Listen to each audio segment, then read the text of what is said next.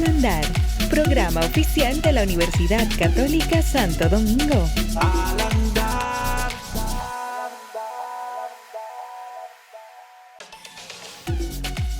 Intersección. Hola amigos, bienvenidos nuevamente. Ahora vamos a iniciar el segmento favorito de todos ustedes, Intersección, en donde en cada programa traemos un especialista para que comparta con nosotros datos de su vida profesional y también algunas cosas para conocerlo. El día de hoy tenemos un invitado muy especial. Él es el doctor Ronald Santana, quien es el director de la Escuela de Educación de nuestra Universidad Católica Santo Domingo.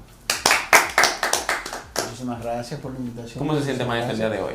Excelente. En la compañía de ustedes dos, pues, ¿cómo no sentirse bien? Excelente, maestro. Con nosotros, ¿verdad, Ricardo? Sí, yo quiero comenzar diciendo algo, recordándole a Patricia al público, que el maestro Ronald Santana fue el primer invitado que tuvimos en Al Andar hace ya un par de meses. Así mismo, así que maestro, de verdad nos honra tenerlo aquí nuevamente, luego de tanta evolución y tantos cambios que hemos tenido. Para mí más que un honor, de hecho, esto ha cambiado para bien, ha ido de verdad en un proceso expansivo y el talento de ustedes pues se deja notar cada vez que uno lo ve y estando aquí en vivo pues más. Gracias, maestro. Iniciamos inmediatamente conociendo un poco sobre quién es el Ronald Santana, ese trayecto profesional, su formación, su desarrollo y cómo llega a ser el director de la Escuela de Educación de una universidad. Es una responsabilidad muy grande, maestro, ¿eh? Sí, claro, es una responsabilidad profesional bastante, por decir, grande, pero también que honra y que llena a uno de mucho entusiasmo. Poder aportar y poder dar aquello que uno recibió por gracias. Entonces, nada, estudié educación, mención ciencias sociales en la Universidad Autónoma de Santo Domingo. Me gradué con honores allí. Luego, en ese proceso de trayectoria, pues vine a la Universidad Católica a hacer mi primera maestría. Participé por una beca, por el MESID, para irme a estudiar metodología de la investigación en ámbitos socioeducativos al País Vasco. Pues logré la beca, me fui a estudiar por una temporada, me fui del país. Cuando regresé, pues me inmiscuí en estos temas de investigación, de metodología. Comencé a trabajar en varias universidades, incluyendo esta, donde soy asesor metodológico en el área de metodología de la investigación para posgrado, y a dar algunas asignaturas de posgrado, sobre todo de metodología de la investigación.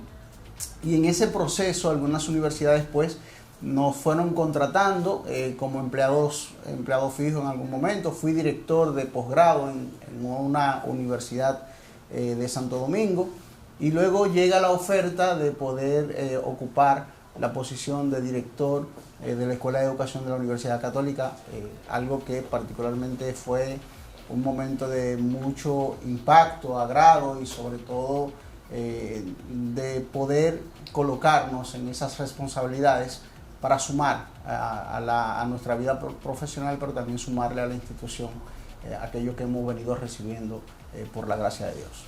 Amén, maestro, amén. Y ese mismo tenor, profesor, todo el mundo sabe que la educación es lo más importante por un país, la formación, esa preparación que todos los países necesitan para poder romper con la pobreza, desarrollar tecnología, ciencia, medicina, etcétera, etcétera. Y la educación tiene un factor sumamente importante, obviamente, pero hay que decirlo, que son los maestros. Entonces, en ese ámbito, maestro, conociendo la importancia, yo quisiera que usted comparta con nosotros qué características o qué, vamos a decir así, facultades o qué aptitudes deben tener aquellos jóvenes que deseen prepararse para ser educadores. Antes que todo, quiero comenzar con una frase que particularmente cada vez que tengo la oportunidad, en alguna conferencia, en algún conversatorio con docentes, pues trato de presentarla, y es que en una institución educativa nada importa más que el maestro, lo que el maestro sabe y lo que el maestro hace con lo que sabe. A partir de ahí, de que lo más importante es esa figura del docente, porque es la figura que conduce el proceso formativo. Siempre recuerdo la frase de un amigo sacerdote que dice que Dios nos crea, nos hace criatura, pero que los maestros nos humanizan. Entonces, los maestros nos hacen seres humanos, nos hacen seres sociables. Entonces, a partir de allí, nosotros los maestros y las maestras tenemos grandes responsabilidades con la sociedad en función de ver el niño como un proyecto de vida, ver el niño como un ente social, ver el niño, la niña, ¿verdad? Como ese ente que va a ir sumando, pero que nosotros le vamos aportando no solo conocimientos, sino también actitudes, y vamos explotando o desarrollando sus aptitudes que ya vienen consigo. Entonces es ese proceso de descubrirnos y de descubrir el otro y de permitirle al otro que se vaya descubriendo, porque hay talentos que traemos y a veces pasamos por procesos que decimos, wow, yo no sabía que tenía este talento. Entonces, en ese proceso de construcción del ser humano, la escuela, la universidad, trata de descubrirte ese talento. Por eso es tan importante cuando los estudiantes ingresan a las universidades, hay un ciclo que le llamamos el ciclo común, el ciclo básico, el ciclo general, se le llama en otras universidades. Y cuando tú vas en ese proceso mirando las asignaturas y ves una o dos asignaturas de la carrera en la que te inscribiste, a veces tú dices, oye, pero esto no es, quizás no es lo mío es esto otro. Y tú puedes ver a través de un maestro que tú descubres un talento verdadero que tienes, porque a veces nos inscribimos en una carrera o porque es lo que está de moda o porque es lo que mi familia siempre quiso, pero quizás no son mis aptitudes. Y el maestro y la escuela, la universidad, tiene ese efecto de poder poner al estudiante en una situación de autodescubrirse y de entender quién soy y para qué estoy aquí. Excelente. Entonces, maestro, con relación a las características de los estudiantes que desean estudiar esta carrera, valga la redundancia. Primero que todo, la vocación de servicio. Yo creo que el magisterio, la docencia es un sacerdocio, y el que no tiene la actitud de darse y de darse al otro, de dar al otro todo lo que tiene por gracia, entonces le faltaría creo que un elemento fundamental para desarrollarse en términos profesionales. Los maestros tienen que tener vocación primero, una vocación de servicio, tienen que tener una vocación de alegría, tienen que tener la vocación de la construcción, pero sobre todo tienen que tener esperanza. O sea, que una gente que esté pensando solamente en buscarse dinero no sirve para profesor. Esta no es la carrera. Bueno, ya escucharon. El que esté pensando, claro, no estamos diciendo de que esto es una carrera de pobres por amor al arte, y que nos va a hacer morir pobres y en la miseria. No, yo creo que todas las carreras tienen la facultad de dar de qué comer a quien la ejerce. Exacto. Entonces, yo creo que todas las carreras tienen la posibilidad de que cuando la ejerces con compromiso, la ejerces con devoción, pues hay cuestiones económicas que se van resolviendo en el proceso. No es una carrera para que te va a hacer millonario, pero creo que es una carrera que te puede dar dignidad y que te puede permitir vivir de una forma digna. Okay. Va a depender de cada uno, va a depender de cada individuo, así como hay comunicadores muy exitosos que su carrera le permite vivir con mucha dignidad, pues hay comunicadores que no, pero va a depender de lo que cada uno haga con lo que gana. Pero no es la carrera del dinero, es una carrera de servir, es una carrera de alegría, es una carrera de vocación, es una carrera de sumar y de tener esperanza, porque si no tenemos esperanza en ese que viene, sí, y no tenemos esperanza en esa generación futura, entonces estamos prácticamente en dificultades para, exacto, poder ejercer la carrera. Una carrera de mucha vocación y muy retadora, maestro, porque los tiempos avanzan y cambian. Nos lleva entonces a tener una educación que debe adaptarse a esas novedades que vienen con los nuevos tiempos. ¿Cuáles son esas innovaciones, las variaciones que trae la educación para este siglo XXI? Bueno, ya luego de este primer cuarto del siglo. Sí. El año que viene ya es 2025 en algunos días. Wow. Y ya se pasaron los primeros 25. Dios mío, increíble. La educación tiene retos y su primer reto es superarse a sí misma. Nosotros vemos casi siempre en las redes o en cualquier parte los cambios que ha dado la sociedad, y cuando comparamos los cambios que han sucedido en la escuela, en las aulas, pues vemos como que se ha mantenido estático. El aula del siglo XIX sigue siendo la misma aula del siglo XXI, y entonces el primer reto que tiene la educación es superarse a sí misma y cambiar conforme ha cambiado la sociedad y ha cambiado la estructura generacional. Nosotros tenemos que comprender que diversificar la manera de educar no afectará la calidad de educar. Y en función de eso, pues desestructurar, desaprender muchas cosas para comenzar a retarnos, entender de que la educación depositaria, donde nosotros transmitimos conocimiento, y entender que los maestros somos los que enseñamos, como paradigma ya cambió. Hay una transformación donde nosotros somos unos facilitadores, unos gestores del tiempo, unos gestores de recursos, unos gestores de estrategias que le van a permitir a nuestros estudiantes descubrir y descubrirse, y en función de ellos poder presentar inclusive nuevos conocimientos, nuevas alternativas, nuevas maneras de aprender. Lo que ustedes están haciendo aquí, por ejemplo, qué manera más bonita de enseñar a comunicar, a producir televisión, que teniendo estudiantes de la carrera de comunicación haciendo televisión.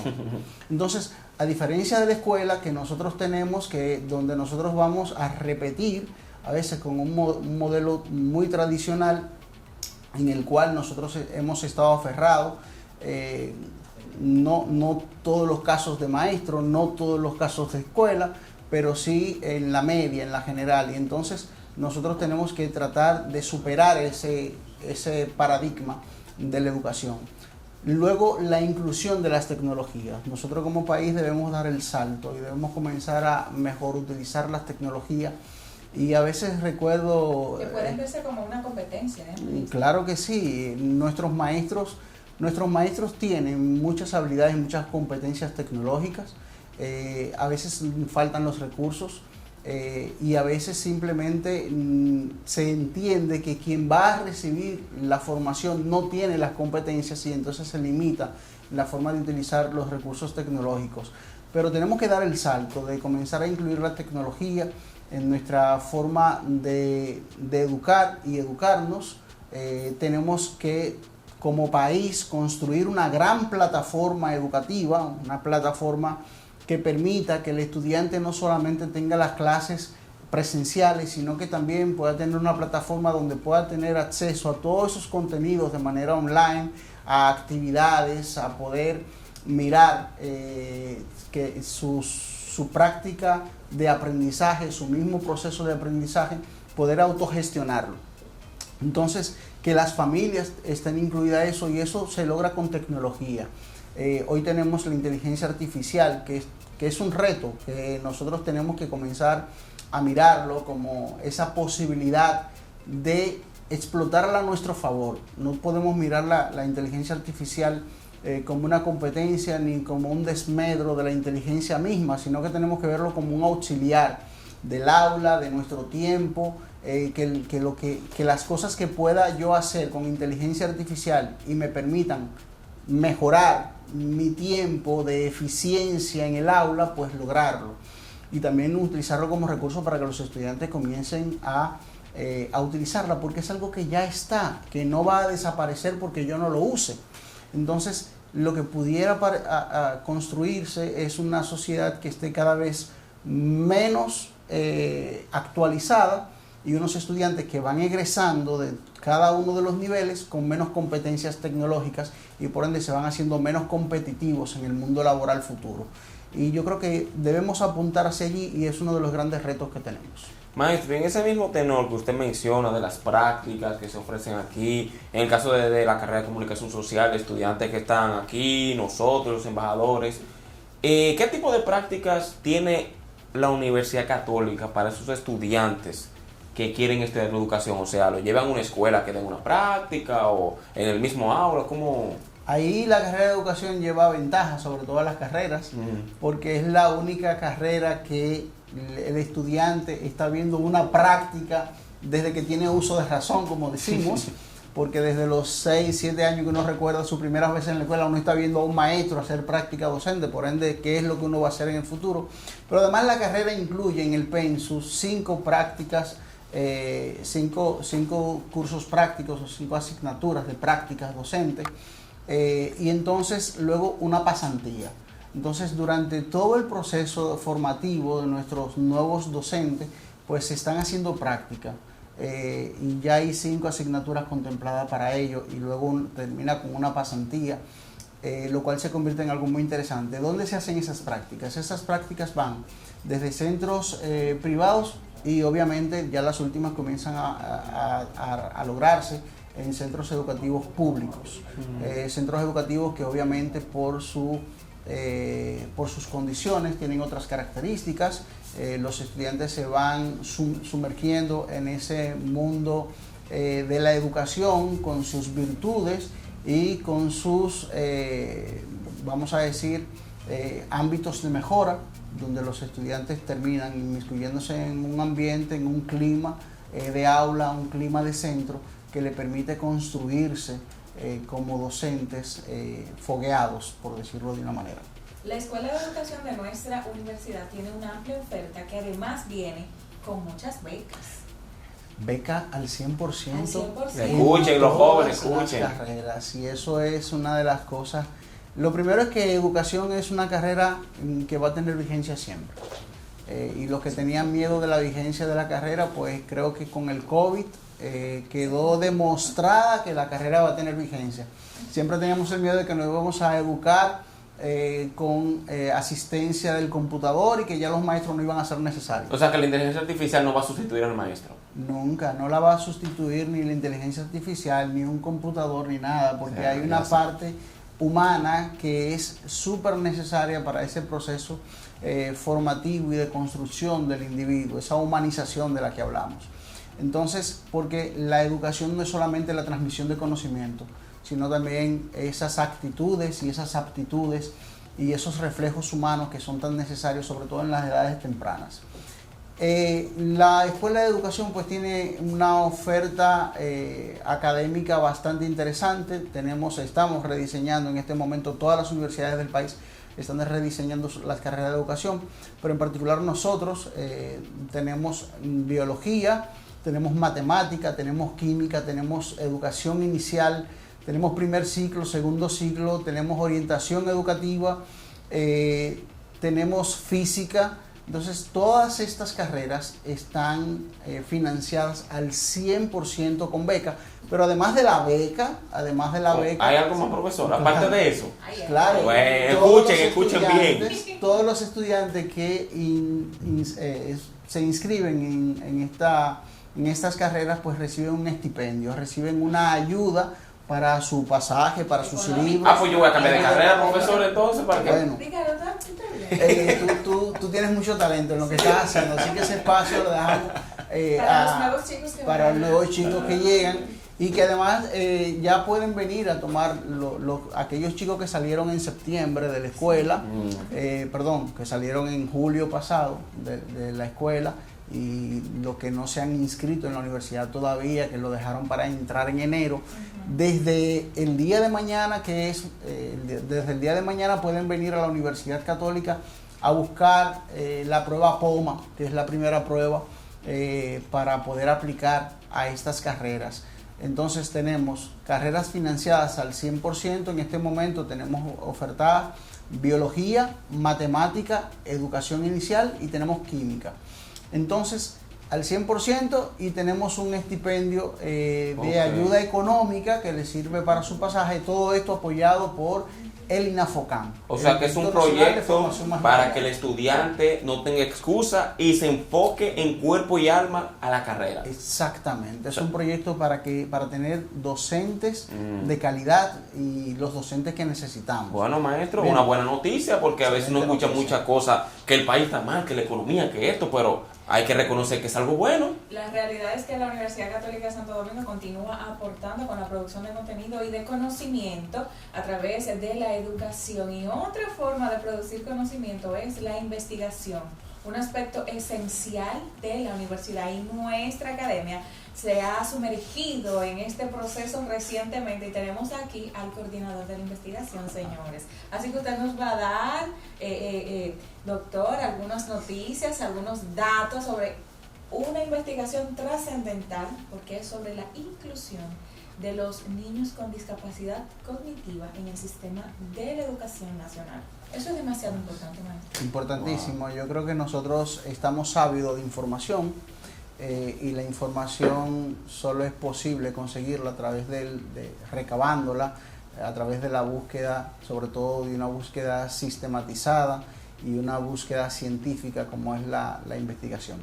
Entonces, nosotros, la Universidad Católica se ha colocado puntera en el tema de recoger informaciones científicas sobre niños y niñas con discapacidad cognitiva en el nivel primario de la educación pública de la República Dominicana. Sabemos que normalmente hablamos de inclusión, pero ¿qué estamos haciendo? Entonces la Universidad Católica quiere tener aportes en este sentido para ofrecer informaciones frescas, informaciones recabadas con rigor científico, y que a partir de allí pues poder presentárselas a nuestras autoridades y tener las publicaciones obviamente que cuenten con el aval de la metodología con la que se recabaron las mismas, para que se puedan crear políticas públicas a favor de los niños y las niñas con discapacidad cognitiva, que sabemos que es una discapacidad cognitiva que es una realidad, no solo afecta al niño, sino que afecta a todo su entorno. Sí. Y entonces tenemos que construir proyectos de vida alrededor de ese individuo que es parte de nuestra sociedad, que es nuestra sangre, que es un dominicano, pero también darle apoyo a esas familias que tanto necesitan cuando tienen a un niño en situación de discapacidad. O sea que la Universidad Católica está trabajando en ese proyecto para que el proceso educativo de esos niños con esas capacidades especiales pueda ser más fácil. Estamos trabajando exactamente con una investigación que nos va a permitir recoger todos los datos de estos niños en las escuelas, cómo están las familias, en qué nivel las familias tienen expectativas, sus proyectos de vida con estos niños, en qué medida nosotros estamos incluyendo a estos niños, qué facilidades se le están dando a las familias para incluir a estos niños en las escuelas, porque también tenemos que entender esto, que la inclusión educativa es el primer paso para la inclusión social. A veces nosotros queremos hacer inclusión social, pero debe comenzar por esa inclusión educativa.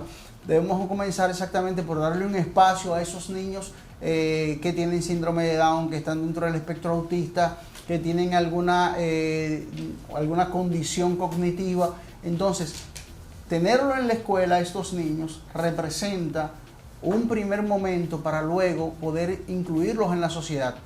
Por razones que son posiblemente sencillas en términos culturales. Cuando tú no estás acostumbrado a ver algo, el día que lo ves, eso te resulta extraño. Sí. Y como te resulta extraño, te puede sorprender. Ejemplo. Y hay una tasa a rechazarlo. Exactamente. Ejemplo, mi hijo más mayor nació sordo.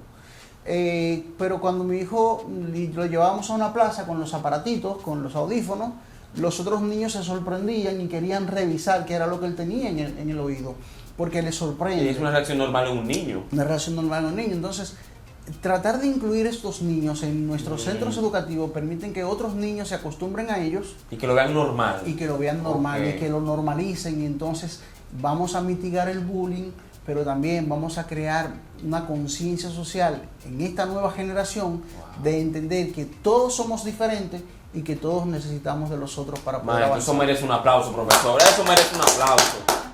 Señores, nuestra academia haciendo investigaciones y proyectos trascendentales. No nos queda más que agradecerle a usted, maestro, por acompañarnos en esta nueva entrega de Alandara, el programa oficial de la Universidad Católica Santo Domingo.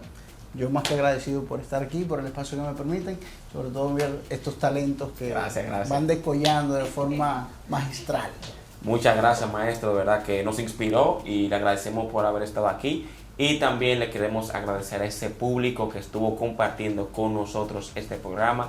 Recuerden que estamos en una red de radio y televisión nacional e internacional, y también estamos en las redes sociales. Búsquenos en Instagram, en YouTube, Spotify, para que pueda disfrutar de este y todos los episodios que tenemos. Así que gracias por llegar hasta aquí y nos veremos en la próxima entrega de Al Andar. Adiós. Al Andar, programa oficial de la Universidad Católica Santo Domingo. Al andar.